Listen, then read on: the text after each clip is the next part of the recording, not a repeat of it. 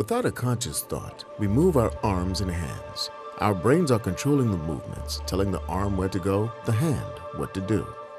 When we develop robots, we want them to mimic the same motions, but short of having a brain, how can they do that? Researchers rely on kinematics, or how things move, to engineer the motions of a robot. And a small firm in Massachusetts has been working with NASA to provide kinematic solutions. In 2001, Energid Technologies received Small Business Innovation Research, or SBIR, funding from the Johnson Space Center to develop software to control NASA's robots, such as Robonaut. They wanted a control software for kinematically redundant bifurcating manipulators, or branching manipulators, something that might have fingers, for instance. And it needed to work very quickly.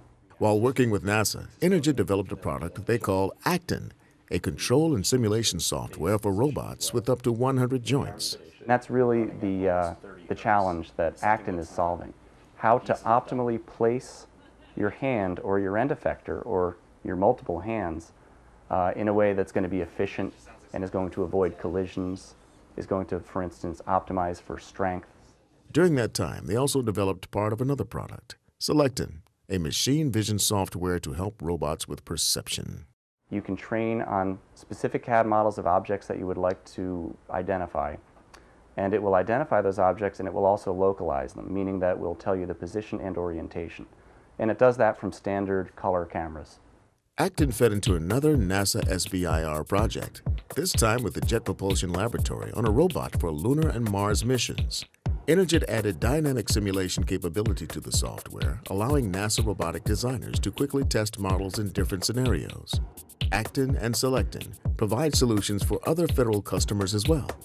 The Army has been developing a robot that can find and retrieve wounded soldiers called the Battlefield Extraction Assist Robot, or BEAR. We did a lot of work in simulating that process, simulating the process of finding a soldier and picking up the soldier with the robot. And part of that also was controlling it.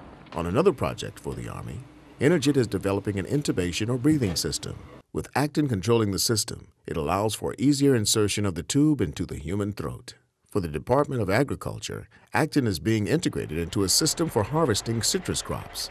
By changing the design models from a soldier to a grapefruit or an orange, a robotic frog tongue can effectively identify the fruit to be picked, making the whole process easier and faster. SBIR, a Norwegian oil drilling firm, contacted Energid for a solution too.